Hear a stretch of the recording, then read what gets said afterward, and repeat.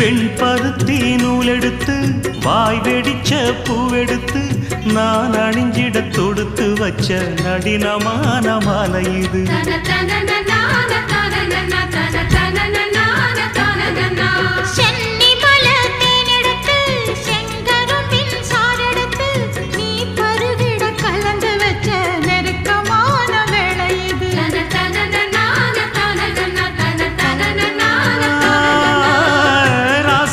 உடம்பிருக்கும் ரவிக்க துணி நானாக அன்னாடம் சூடி கொண்ட ஆசை வச்சாகாதா.